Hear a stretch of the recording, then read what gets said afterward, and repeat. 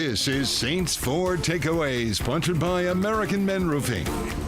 Yeah, it was a great day for the black and gold, and the Halloween weekend adds a little bit of fun to it. Lots of costumes. Dead Randy Elvis, that's a solid costume. I think this Raiders fan wins for most accessories. But the creepiest costume, no contest, Steve Gleason came to the Caesars Superdome shrink-wrapped. Gleason's sense of humor is inspiring, and by the way, the Saints are 1-0 in games in which Steve Gleason shows up shrink-wrapped. All right, so much good to talk about in this game, but let's start with this. The Saints secondary had by far their best game of the season, and their star, ironically enough, was the guy with the least experience. Rookie Alontae Taylor was terrific. He brings a swagger to the defense. Paulson Adebo was really good on the other side. They were so good that through three quarters, the Raiders' three wideouts, that's Devontae Adams, Mac Hollins, and Hunter Renfrow, combined for 4 catches, 38 yards. They did get some meaningless garbage yardage at the end of the game, but these three were not factors. At some point, Marshawn Lattimore is going to return, and Lattimore, Adebo, and Taylor have a chance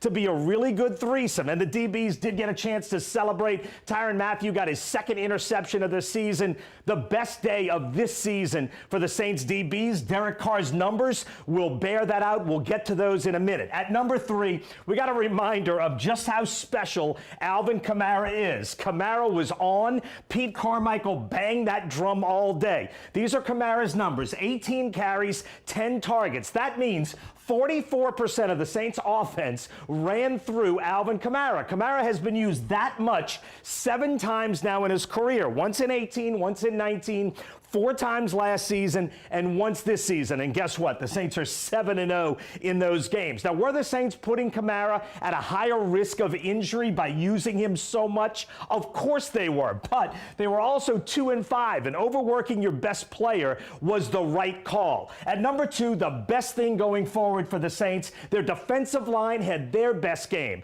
Marcus Davenport set the tone early. He made 2 third-down plays that forced punts. David Onyemata had his most impactful game of the season, and Peyton Turner finally made his mark this season. He had 2 sacks. Cam Jordan has been excellent all year, and he got help on Sunday. Without blitzing much, the Saints' pass rush consistently affected Derek Carr. These are Carr's numbers Sunday. He's now played in 134 NFL games. Sunday was the 3rd worst game by quarterback rating in his career, and he's never played a whole game and thrown for fewer yards. The Saints D-line made his day a nightmare. And at number 1, this game gives the city and this team new hope. This is the team that many of us thought the Saints could be this season. This is why optimism was so high. And how's this for some Halloween weirdness? The Atlanta Falcons are suddenly the division leaders.